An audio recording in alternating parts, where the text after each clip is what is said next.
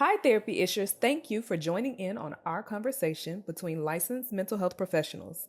This is not meant to substitute a relationship with a licensed mental health professional. Should you become triggered or begin experiencing a mental health crisis, please go to your nearest mental health hospital, emergency room, or dial 911 or 988. And always remember, we are human first and therapist second. Follow us on Instagram, Twitter, Facebook, TikTok, and subscribe to our YouTube channel using the handle at Crave Counseling. This is Therapy Ish.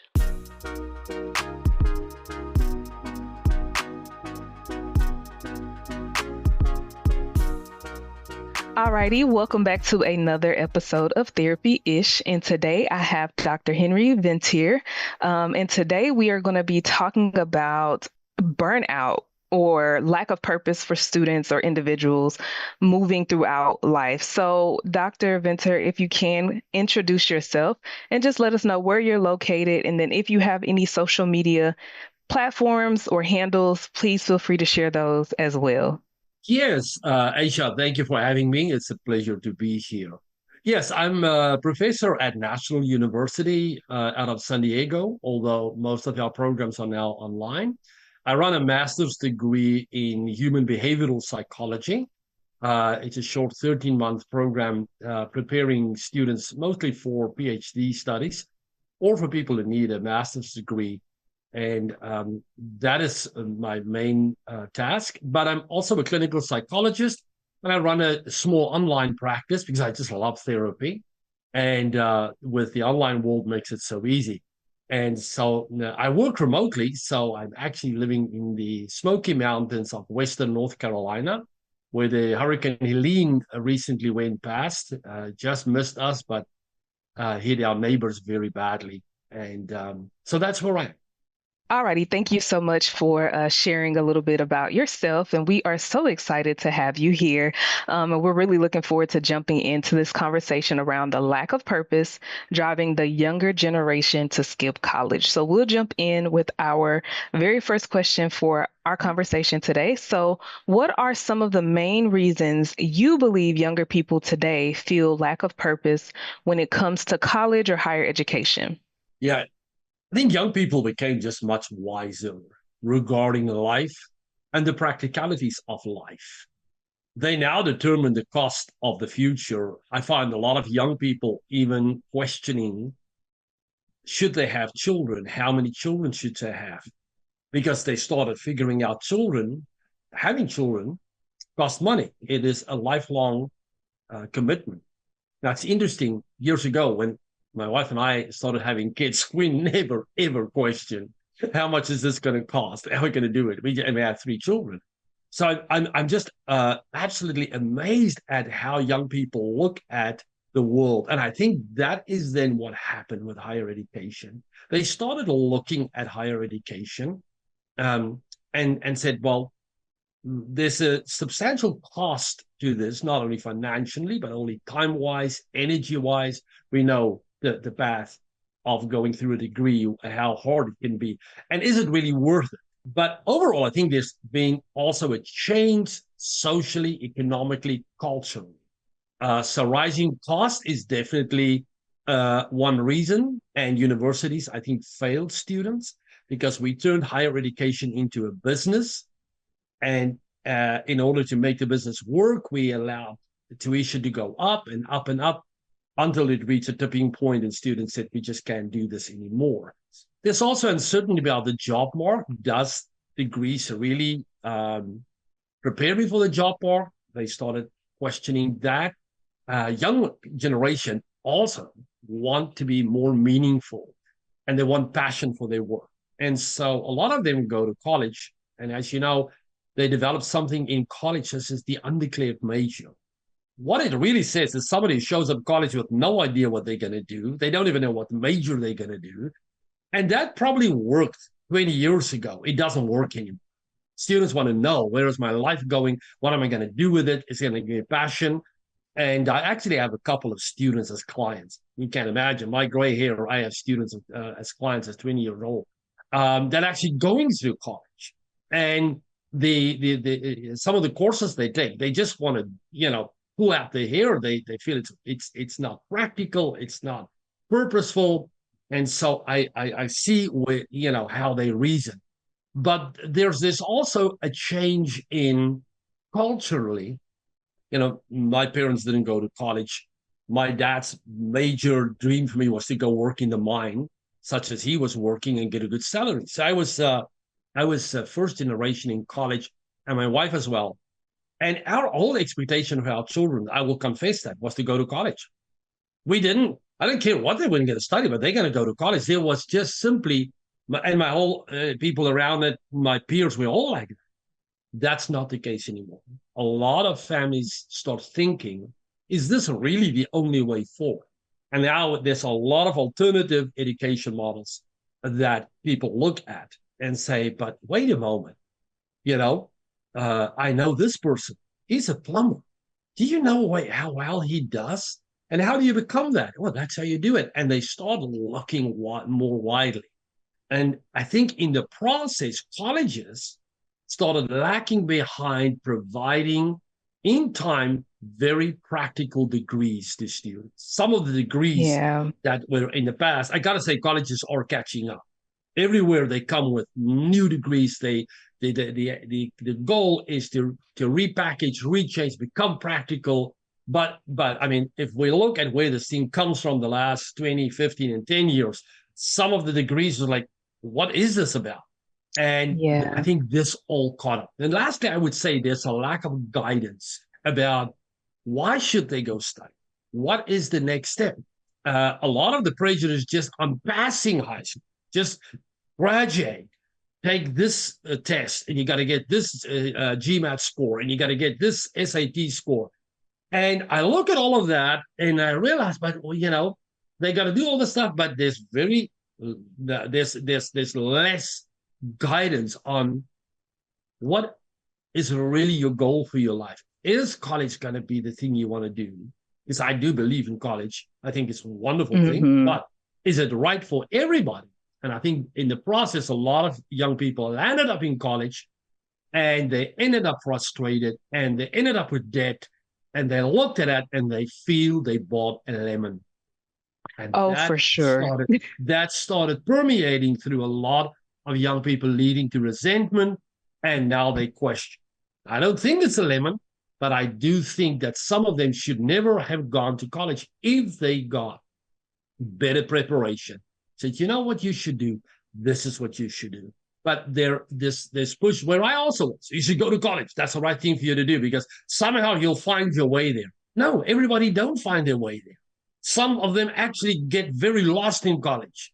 So then what I'm Mm-hmm. hearing you say is that it's more of a bunch of barriers to moving forward, in addition to, like you mentioned, like not having maybe mentorship in the communities Mm-hmm. or in the schools to really help individuals decide, okay, is a 4-year degree best for what you would like to do? Or do you need to pivot into a trade school?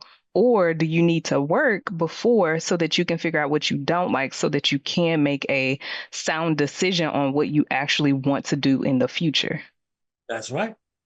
Okay, And okay. we don't look at that. And we're not practical enough. Because do you know that as police officer in Hmm. some of the states, and I look at California Highway Patrol, that most of them earn more than I do as a university professor. It's a Yeah. wonderful career. If you take firefighting, there's a lot of firefighters earn more than I do with a PhD and a college Hmm. professor. Nobody tells kids that. A lot of kids says, I want to have a good income. Oh, you go to college. Not really true.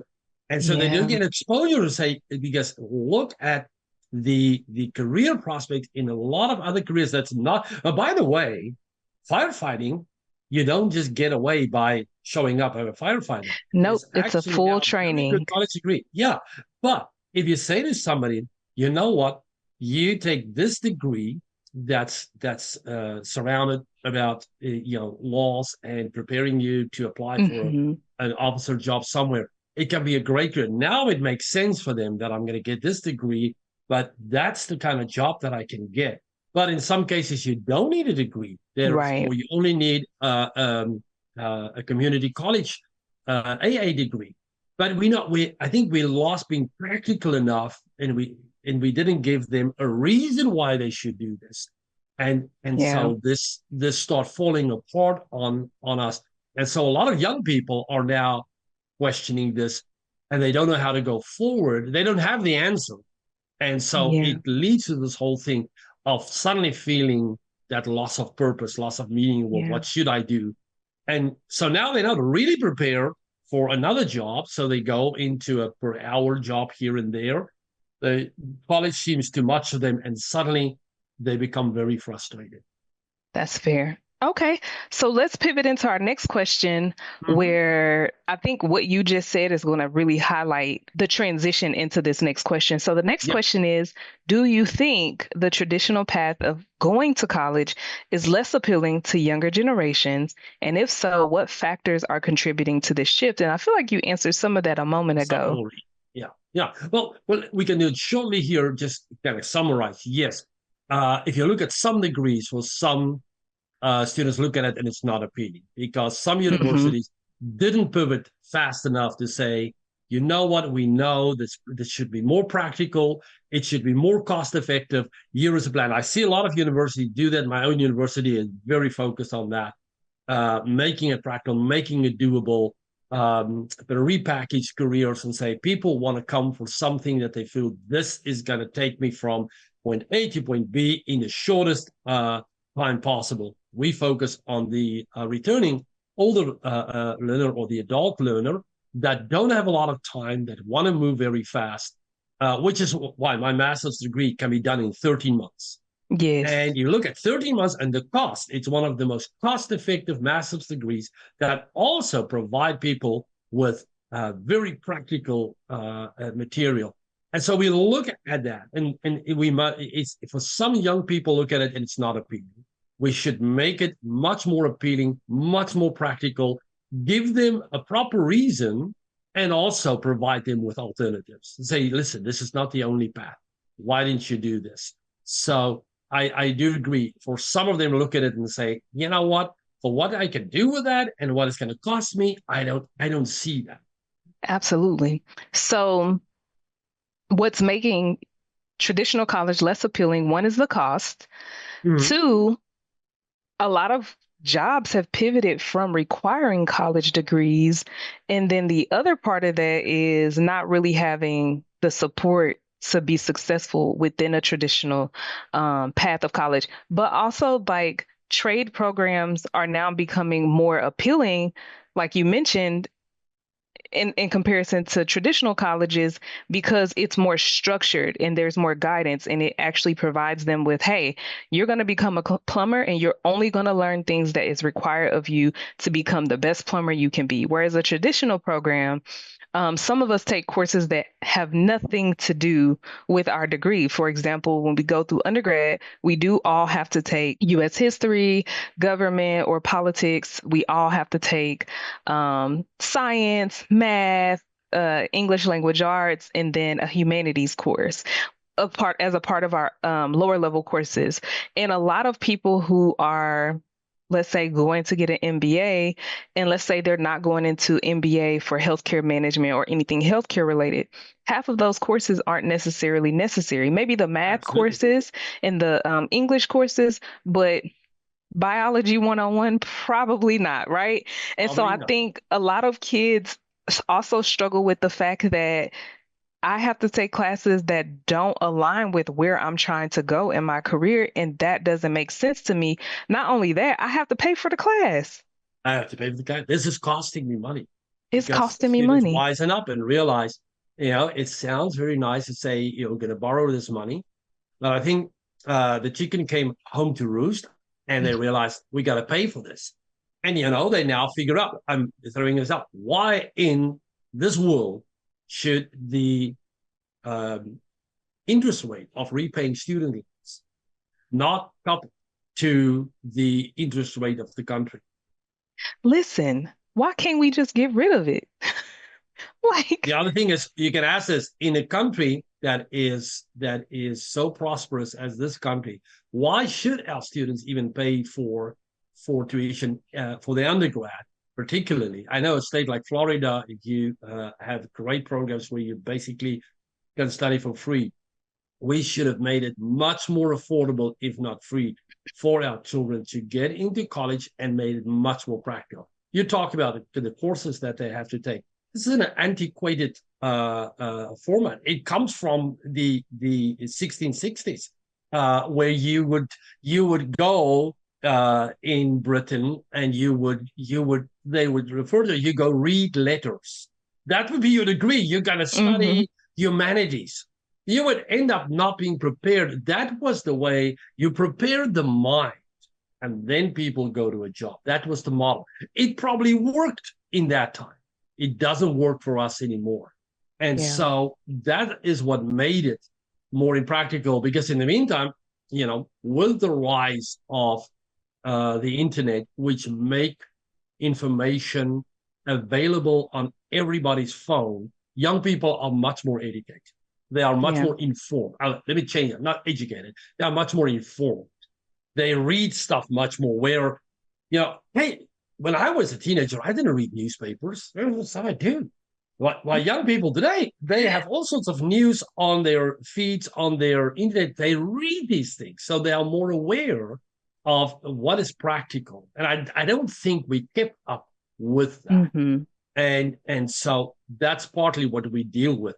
That universities as a whole must change their whole model. Now, that is, you talk about trying to change a big ship in the shortest time possible. A lot of reaction, because there's a lot of people that became educators, university professors, that is just absolutely cemented to the old way. You've got to teach people this whole foundation in order to move them forward. They are so caught up in the old world of education that it's not easy to say just change it. You used to think they would see this, but there's a lot of resistance. They do start getting the idea, of what is happening. In the past, we would say, well, a student, failed, it just was not good enough. Now we talk about student success. We say, no, you can't say that. We need to find out, did we do everything possible to help the students succeed? And for some of them, they say, no, we are lowering the standards. We say, no, we're not lowering the standards. We are trying to give them what they pay for. They pay for a product, and their idea was, I'm going to be supported, I'm going to be helped right through. You would think everybody's going to buy into this idea. No, not necessarily. A lot of them feel, you know what? They come in, they enroll. If they're not good enough, they're going to fail, and that's just the way it is. They do. That's the way it was 100 years ago. Yeah, but it does add to the pressure, which leads to the next question, which is how do societal pressures like expectations from parents or peers influence a young person's sense of purpose when deciding whether or not to pursue higher education? Yeah. That plays a big role.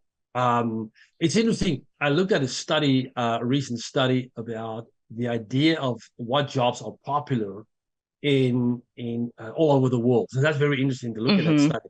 Now, generally, if you talk to people from the Asian cultures, like in China, countries like that, they value certain careers very highly.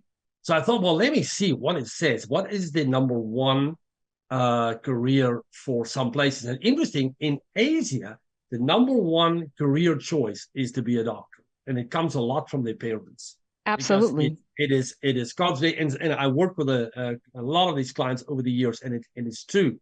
I actually have a client from Indian descent whose parents wanted her to be a doctor, which she turned out not to be that at all. But that was just the expectation. Now, interestingly enough, in that study, to become a doctor was the 11th choice worldwide, but it was the top search in places like Myanmar, Philippines, and then the second one was return. Now, if you look at other parts of the world, the world has changed. And so, for instance, social media influence became a choice. Or YouTube. It did. Can you imagine? that choice is 13th worldwide on the list of 20. So it has changed a lot, but it's interesting how this creates a lot of pressure for adults. Incidentally, my wife, my two daughters are all in higher education professors, and so we have a lot of experience with students now that we can share with each other. And parents have a very hard time with it. They like, what am I?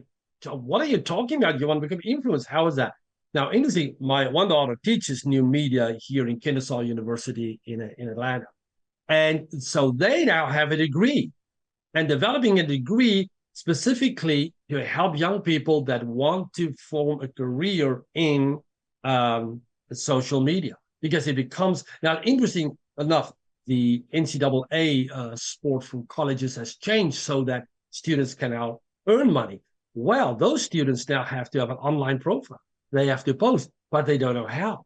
And so the universities Yes. pivot very fast and change that. But for parents, this is like an explosion. What is this? What do you mean? Yeah. What is your job going to be? I'm going to be an influencer. What is that? I'm going to be a YouTuber. What is that? So there is a monumental shift in societal understanding and pressure of parents. Well, I want you to go and become something. And for a lot of these careers, like it's not something. It is something I create.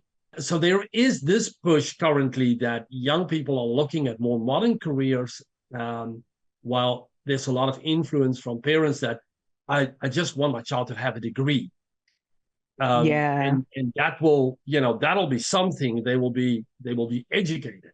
So I think it causes a lot of pressure when the student does not really buy into that or go to college and they feel this is not what I want to do. Like last year I worked with a student. His parents got him into finances, and I started working with him in his last 6 months of his career. And at one point I said to him, I am more excited that you're going to graduate than you. What is happening? He said, yeah, Henry, this is not what I wanted to do. I'm going to now work in finances, but this is never what I wanted to do. My parents got me into this. And so, he happened to be, and I was going to work in a financial company, but he still had very little purpose and meaning in that. And I think that's the problem with The having pressure. incorrect peer pressure and cultural pressure is not sitting down with your child and say, what is it that you want to do? Because we not only want you to do this, but we want you to enjoy it. And how can we balance this out? Yeah. And I will say, like, from personal experience growing up, we used to have like these porch conversations. It would be my mom, my dad, my brother, and myself. And I very much well remember my mom asking us, well, what do you want to do? Or, why is this school, middle school or high school at the time, why is this school no longer working for you, Aisha? Why do you want to go to this other high school or this other middle school? And a lot of the Yes. conversation I was having with my mom is, I need a better Spanish teacher, right? But that was something that I was passionate about. That was something I was interested in. So when it came to my college years, I I had the option to choose. Like my parents always push the idea that you can do anything. And if something doesn't work out for you, it's okay to pivot or it's okay to change. It's okay to say, hey, I thought this is what I wanted, but this is not what I No. wanted. And so Yeah. I was able to go to college on my own. My mom never said, you have to go to college. Now, did the school pressure me to go to college? My high school advisors? Absolutely. But I Absolutely. also too wanted to go to college because I thoroughly enjoyed learning new information. And so it adds to what you're saying. Like, I didn't have the pressure to go to college. You wanted to go. I wanted to go. That was a choice that I made. And my mom didn't pressure me. Although I saw her go to college growing up, she was in her master's program when we were kids. She never said, you have to go to college. And so I'm a product of what I saw. And That's right. I enjoyed learning. So I knew for a fact that was something that I was going to do. So I know we talked Yes. a lot about social media just a moment ago. So let's talk a little bit about that. So what role has social media And the rise of alternative career paths like entrepreneurship, digital content creation play in shaping the perspectives of young people about the value of a college degree. Well, as I mentioned, it is on this study that they've done last year, now 13th worldwide to be, they just term it as a YouTuber, but it refers to being influencer on social media because there's many more platforms. So social media has given, rise to the alternative career paths, which is a monumental shift. And in a lot of the success stories does not necessarily involve a college degree. The and young people became aware of a lot of entrepreneurs that became billionaires that actually dropped out of college in order to pursue. So being, I think, an entrepreneur was, if I recall correctly, the one was being a YouTuber, but then become an entrepreneur was, I think, 18th as well, which means I just want to start a business. So that was not 20 years ago. You didn't talk like, I think 20 years ago the word entrepreneur was not even that well known. Young people now are aware of that, and they want to be part of this content creating. Now, interestingly enough, a lot of companies now want young people to come into work, and they want them with a degree, but they must be able to do content creating. But and a lot of colleges only have a journalism degree, so they want you to become a journalist. But a lot of companies say, we don't want a journalist. We don't care if you can write journalists. Can you write a blog post? Can you write a post on our social media that's not going to, completely sink the company or create a firestorm? So, and it's a vastly different way of writing. But a lot of colleges, for instance, is still struggling with, well, they got to get in our journalism program. And here we start with things like teaching them AP writing. It's like, no, but they don't write for AP anymore. They write online. So, yeah, the social media, the internet has brought a whole new world of jobs, but also brought more awareness of other jobs that's out there that does not necessarily involve a college degree. And remember, when they see people online that do these things, and they say, well, I want to do that. And some of them are very good at that. And they're just brilliant, the way they do it and the material they provide. And this has now became a viable job. If you have a certain amount of followers, that can become a job. Now, you're thinking, because remember, you work from your home. You work, it's a whole new world, the way of thinking. But young people are getting more comfortable with that. I think older people still have a hard time understanding that this can be, you can make a living. Now, this is not easy. The other day, my daughter attended a meeting where a lot of these young people met and talked about the realities of this job. How that you don't have a definite paycheck. You got to manage your own contracts with different places and make sure you get paid.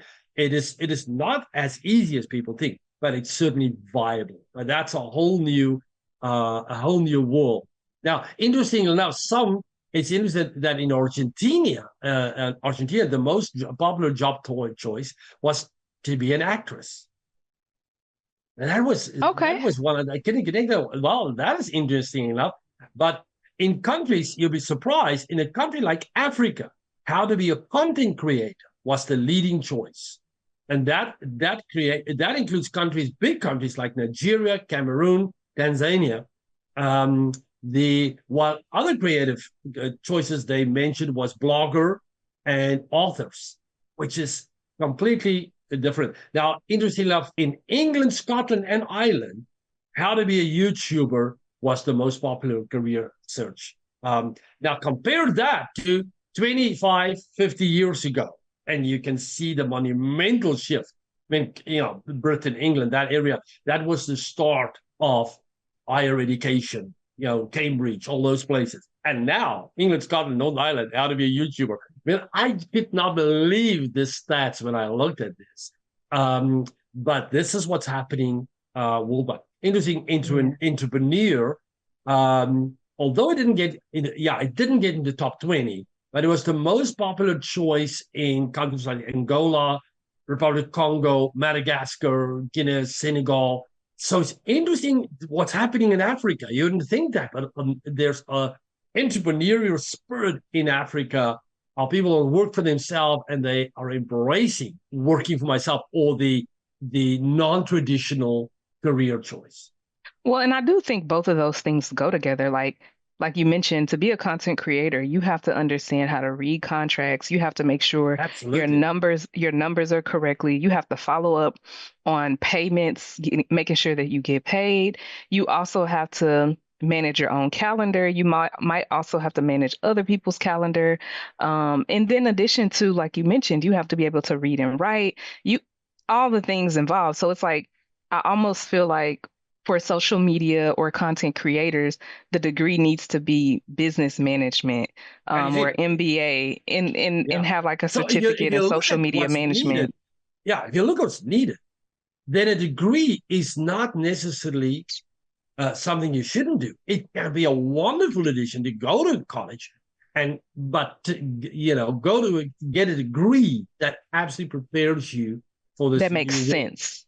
That That makes makes sense. That, sense. okay, you need some business, you need some of this to understand, but you also want to know what is content creating, what is and a lot of universities they are now building studios Hmm.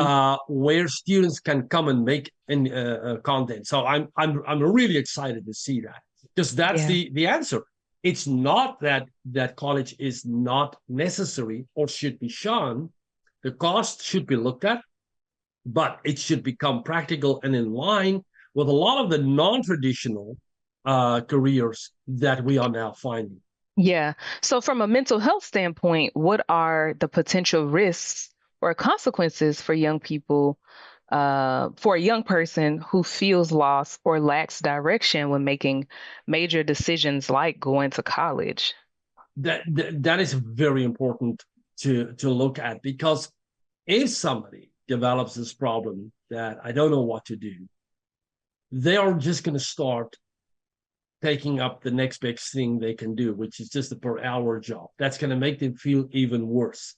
And so that leads to low self esteem, increased depression, um, feel that I'm missing out. And this is where the danger comes in, where they then become just spectators of what's happening online, but they feel that they're missing out and that they are lost because they don't know what to do.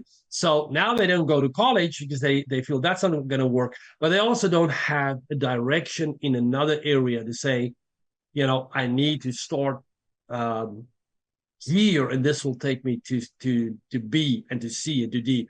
So often it can lead, and we find them in therapy where they by the time they get into late 20s, they can become very lost, and it leads to increased social isolation. Which isolation in young people, interesting enough, Asia, is one of the biggest problems. In fact, the outgoing Surgeon General of America, Dr. Murthy, just in his tenure of the last year, has said this is the new pandemic that we have, is the rise in isolation among young people, also spreading into older people. And so the if you don't have a decent career path, you can very easily start feeling depressed. That leads to social isolation and make you feel that I'm a failure. And if we look at the rise in mental health problems in young people, the rise of suicide, this is not what we want. So it Yeah. must be addressed. It becomes very dangerous to just let somebody carry on and live day to day, but they have no future and they don't know where they go.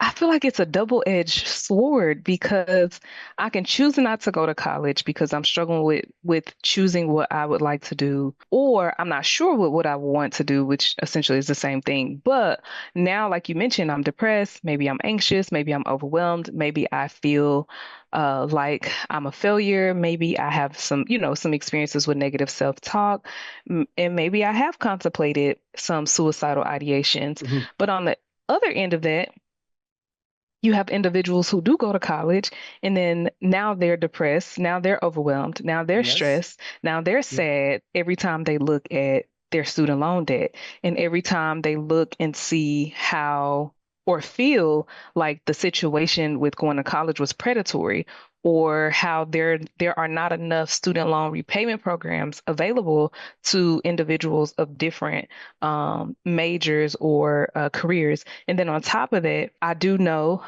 that there have been a lot of conversations around like accreditation, students going to schools that don't hold the accreditation that they need for certain licensure That's right. status. That's right. And so, because I'm looking at doctoral programs and I'm like, but this school is not accredited, but this aligns with what I need right now. But on the flip side Exactly. of that, it's not Exactly. accredited, but it will allow for me to get the license in the state, but it's still not accredited. So it's Exactly. like, what do you do? Do you not go? Or do you stay feeling stuck? Because there are people who do get the degree and they want to go do more, but it's now going to cost them more money, or they have to figure out how to enroll in a different school that may be more than 50 miles from where they are, and they're not in a position to relocate in order for them That's to right. go to a school that's accredited. And so I think it's just a double-edged sword, and I Yeah, understand like the struggle from both sides, being a former college absolutely. student, but also being a prospective, college student hoping to at some point enroll in a doctoral program. That's right. It can come from both ends. And so that's why it's so important to have mentorship, to get guidance on this decision. And if I look how a lot of young people land up in college, it's like they got here without any idea what they're going to do. And then as you point out correctly, the university my son went to, we were immigrants from South Africa in '98, and we didn't know much about. He was in 11th grade when we got here. What the university promised he can do in engineering was not what they have. In the end, I had to go to university and say, but what is the degree? You said he can, this is what he can study here, the engineering, but now you're saying you don't actually have that degree, and we are 2 years in. So yeah, he has to choose one. And what it amounted to, he had to choose one of the traditional paths. But they were selling as if they were doing, nanotechnology and all the modern stuff. But they actually Mm, did not have a degree for nanotechnology engineering. I didn't see that in black and white. I took the word of what people said. So it can lead to a lot of disappointment if there's not yeah. proper guidance. And if you And look at debt. it, And yeah, debt. so that's Uh, lack of knowledge is costly. that's why. No, in the end, my son stayed in undergrad for 6 years. He had to do two internships and end up double majoring, but it cost enough. In his case, we paid for that at that stage, but otherwise he would have ended up in tremendous study debt. But it actually took 2 years longer to get him there because of incorrect information, not getting good Hmm. guidance. So good guidance is incredibly important. You talk about the PhD. You need to really understand the lay of the land before you enroll in a PhD. Nowadays, I will tell people don't even enroll in a PhD if it's not APA accredited. Because interestingly enough, I used to work years ago as a subcontract for the VA. Then Hmm. the Hmm. law changed, and you know what? I couldn't work for them anymore. And you know why? Because Because it's the not PhD APA. I have is not APA accredited. I had my PhD from South Africa. And even though, and Yep. they said from now it's a new law, we can only hire people. And there was just a law that they changed, made in Congress without anybody But I knowing. hear that is pivoting because they have a shortage of licensed Well, psychologists that is what we to told him. support. The best people had to stop working for them because they made this new requirement, which is completely unnecessary. But there are several careers that because the APA inserted themselves and want to be viable, and so they got that in. So it is just It's a common lot of sense to think about it and gatekeeping. say, maybe I should just make sure I get a degree that's APA accredited, or else it might cost me. So, but that leads back to the fact is anything young people want to do must be discussed. Is this the best path? For instance, there's a lot of young people who can start and say, I'm not sure what I want to do, but I want to study it. You know what? There are the most phenomenal junior colleges and community colleges around us. In this small town that I am in, there's a small university of 12,000. Hmm. Next to it is a fantastic community college. Now, if you're not sure what you want to do, you can take classes at the community college for nearly free or for a very, very reasonable tuition. You can do 2 years there and then make sure what it is what you want to do, and then transition over to the university next door. And you can end up with a much lower tuition and much more practical experience. But you know how many people are not told about these choices? They'll just push, well, go to college on one, and as once you got in there, you just get dragged in, and you probably get things promised that you don't really have black and white. So there's a lot of different ways to do these things at a much more practical way. But we need a discussion. We need much more involvement with the high school student to find out what is it what they want to do, to look at the choices, look at the options, and say, this is all possible, but let's look at the most practical way to do this for you, for your family, so that you can also enjoy it. Now, I know there's young people that says, but I want the college experience. Well, they are going to enjoy it because that is something that's very unique. But not all students want that. And, within 1 or 2 years, that quickly becomes old. It does. I have a client now that's transitioned to another university. And she just want to finish a degree, and she cannot handle all these other students who just want the college experience and party. I need to finish this degree, and I need to get in a career. So in 2 years, she has pivoted completely. But if you want that, then it's good to go. But you got to be sure why you want to do that, and so that, and then also then it be helped to choose the most practical option. To say, okay, you know what, you got to shop around a bit. It's not a question of just, well, I want to go there, and you end up saying, well, I did go, but it cost me so much money that I will never be able to repay. Absolutely. Okay, so now, how can schools and parents better support young people in finding a sense of purpose or direction before they make a decision about college or their future career paths? Yeah, I'm glad you asked that, because it's not that I want more work for myself, but one of the things that psychologists and now licensed professional counselors do is career counseling. It's one of the most underutilized services in the country. There's these great people that's ready to help people, and yet very few young people end up. A lot of parents don't realize. They look at the school to prepare the student. Schools don't have time. School psychologists in schools don't do career counseling. They do not. They test children with learning problems. There is no time to do that. So the best thing that parents can do for the child is round about halfway in high school, but by 10th grade, is to find somebody that can do a whole career planning package, do the testing. Thus, this very good, like the Holland career path. It's this great testing map that can help the parents to see this is your child's interest, and this is the vocations that's connected to this. This is your child's strengths. So this is the path that can get there. This is incredibly vital to do. And schools are supposed to do it, but they are not doing it. But parents should realize one of the most important things you should do is around about 10th grade. Is the latest that you need to, and you can then later on, when at the end of 11th grade is another time to get some advice again. What exactly do my child want to do? What is the career path that they want to do? What's going to work for them? Because that opens up a lot of discussion and provide the parents with information that they didn't have. What kind of careers are there? But what is your child's? It also then gives the child a voice to say, this is what I'm interested in, that the parents listen. So you create. So when I still did this work, I would bring in the child for a day, a couple of hours. They would sit and do testing, and then I would interview them. Then I would get the parents in, and then I put them all together. And then you can tell them, listen, this is what your child is doing. So I want you guys to go discuss it, and then you do follow-ups with them. And it creates a whole discussion in the family.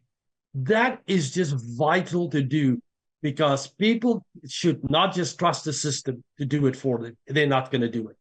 Uh, Schools is just focus on one thing: is to get the children through high school to make them pass. That's the passing rate is the big thing, and hopefully that's going to lead them into careers. They have some career counselors. Those career counselors do not have time to do testing. They're going to talk to the child a little bit and just, you should go to college and they'll sort it out there. If they get to college, there are some services available, but generally they don't use it. Parents are the ones that around about end of ninth grade, beginning of 10th grade, should take the time, find somebody that does career counseling in your area, a licensed professional, the state licensed professional, every state has them. Take the time, spend a little bit of money, and you're going to get such value out of that can change the direction of your whole family when the child knows this is what we're going to do and create a plan forward to say, well, now that we know what you want to do, let's see what education you need. Let's now see where we can get this education. What is the cost of the education? What is the most practical thing for you to do? So that the whole path forward to career becomes much more controlled by the family and that they know what they're doing. Now they become informed consumers. I think part of the problem that we had is that people became uninformed consumers. I was there myself.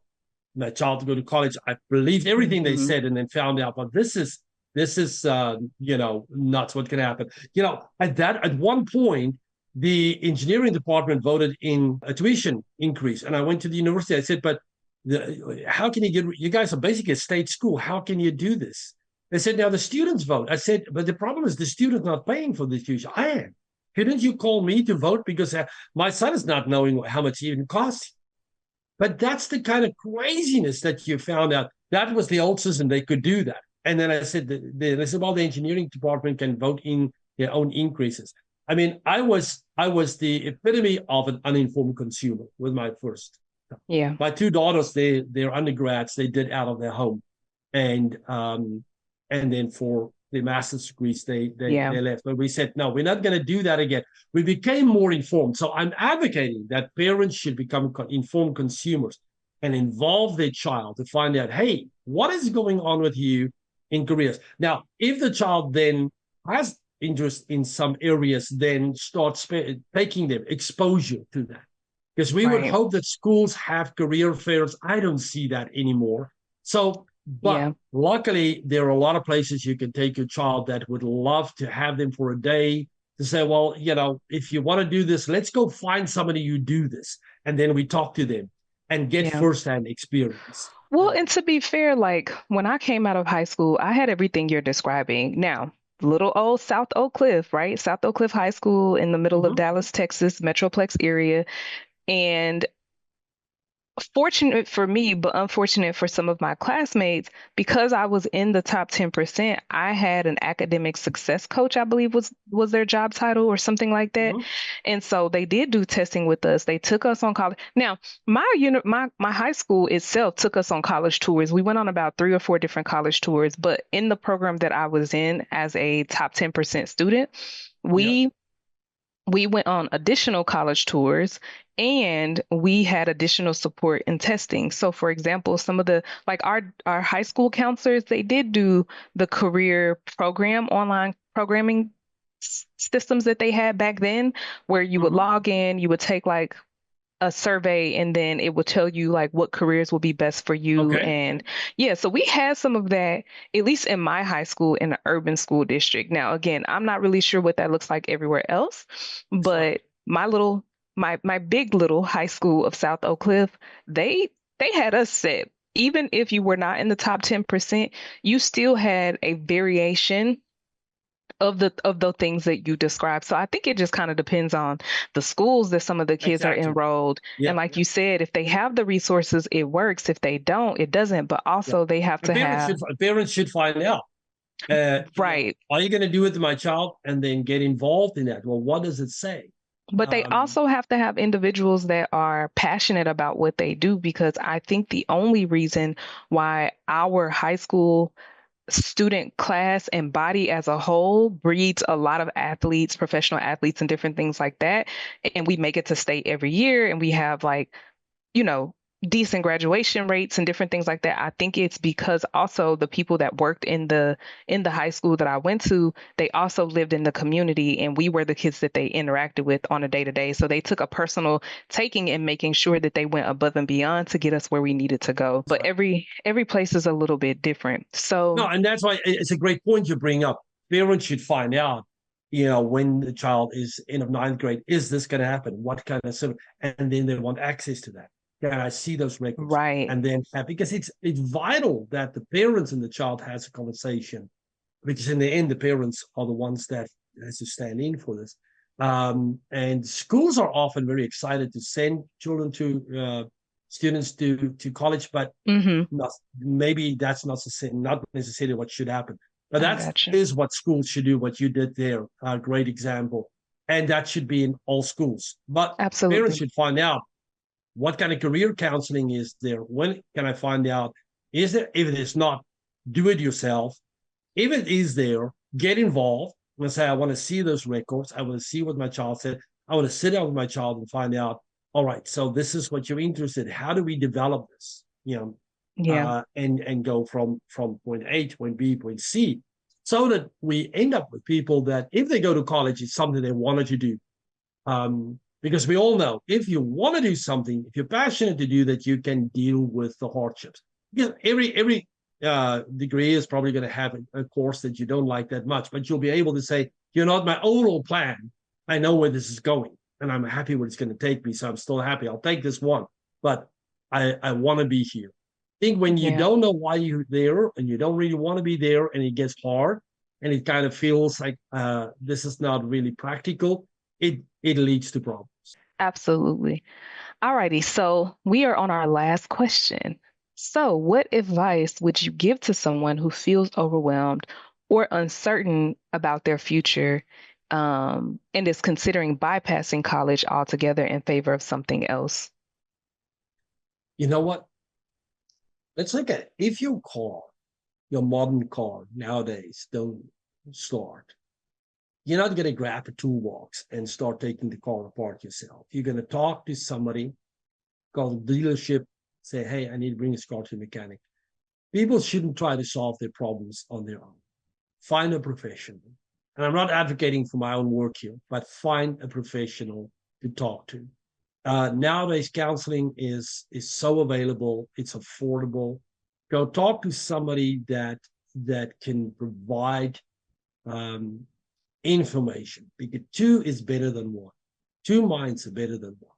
Find somebody to talk to. Don't try and solve it on your own. We often find when we get young people as clients that for a year or two they have tried to solve the problem on their own. What have you done? Oh, I just tried this job and then here, and and then I got very depressed and I started using this, and and I'm on this and I'm that, and I'm more depressed. Let's stop the bus here.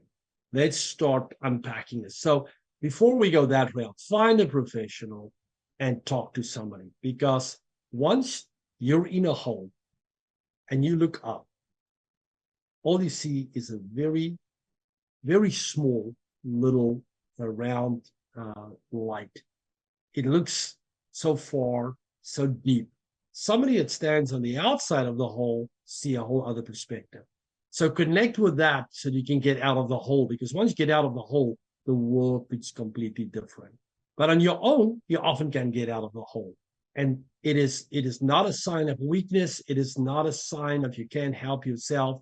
Just like I can't fix my car myself. I don't feel ashamed if I take my car to the dealership, but I don't feel ashamed if I get to go to the doctor. I don't know how to test my own blood, and I need to know, is this blood healthy or not? I mean, I don't get there. I was like, man, I'm so ashamed to be here. I should have been able to heal myself. I don't do that. So don't feel like that.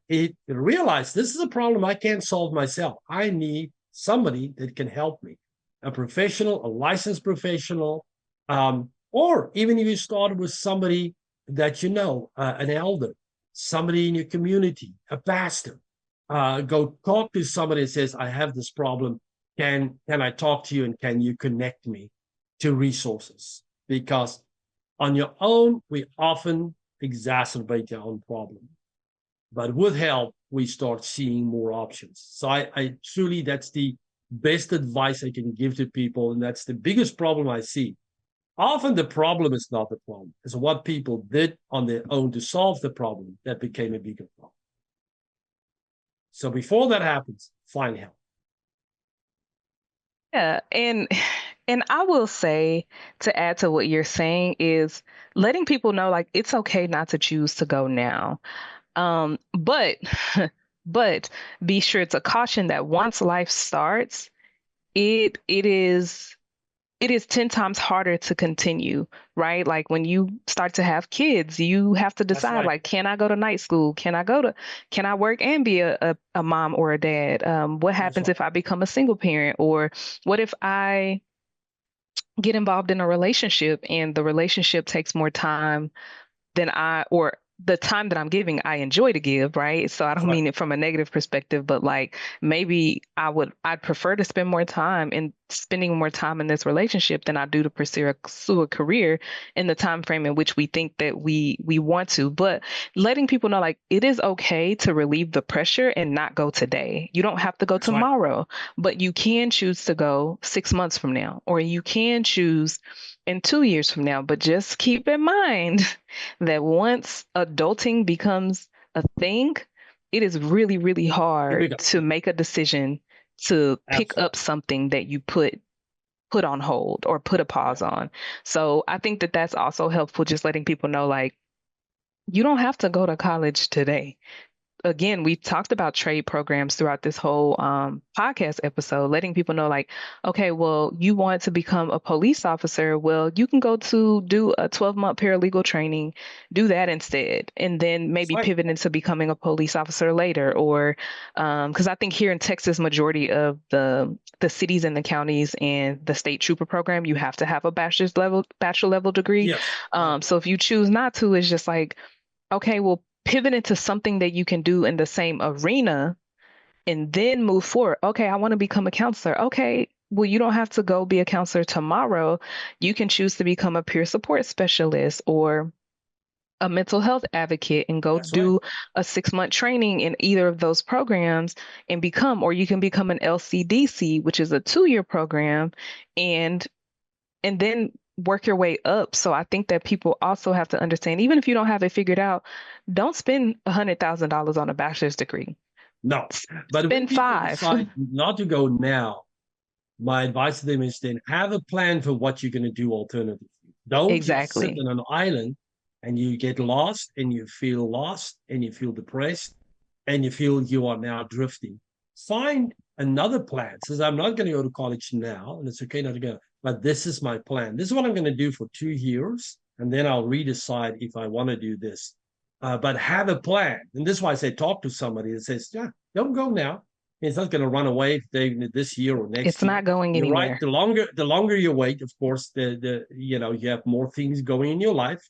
But if you decide I'm going to give it 2 years that I'm not going, but in the meantime, this is what I'm going to do, and this is the reason I'm doing it. So you remain purposeful. For instance, you can say, and I said to a lot of young people, why are not enough young people volunteering to go work a year for an organization? There's a lot of organizations. You say, I don't want to go to college now. Because I young say, people well, got bills too in America.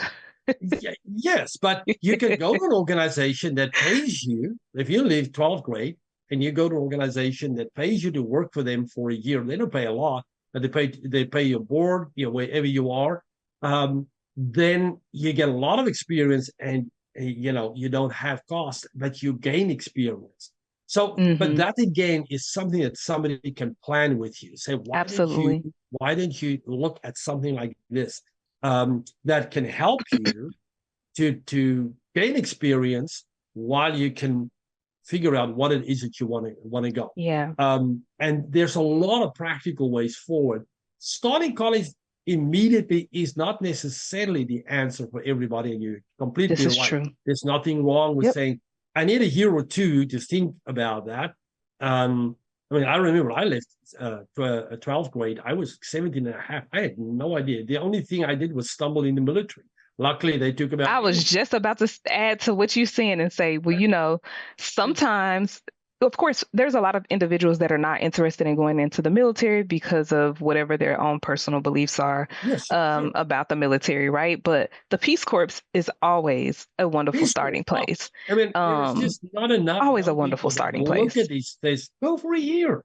You can only And the because Peace in 2 Corps years. will pay, and they will Yeah. do. And what do they do when you get into the military? They make you do those assessments. They have you do the ASVAB, but then they also do Oh, like the personality assessments and different things like that right. to determine what your career options are. So if you don't know, somebody will tell you. And then once you get in there and you do it and you realize you don't like it or you do like it, you grow from there. That's right. So, And so this yeah, is just a lot of parents need to start looking at and become aware of alternative paths to say it's nothing wrong with take a year or two, and then you decide what you're doing. In that 2 years, the student can become very more mature, absolutely. and then decide what they want to do because they are now way more. 2 years can create a lot of maturity. There's nothing wrong with alternative paths, and we need to embrace this and celebrate this and share this to young people Absolutely. and parents so that we don't force people into something that they don't want to do and it fails, or people just say, well, college degree is not worth it, because that's not true. It is Yeah. always worth it if you choose the right path, choose those practical path, and you find if it's affordable. It can be one of the most wonderful things you can have in your life that Yeah. can become the foundation of success for your life. Absolutely.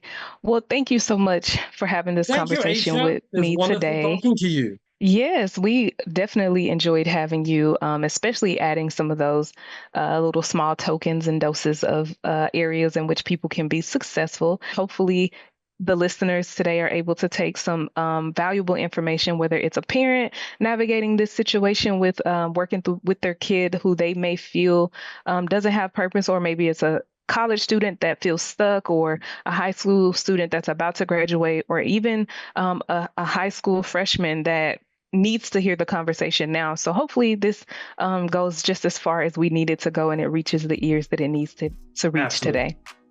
All right. All righty. Bye-bye.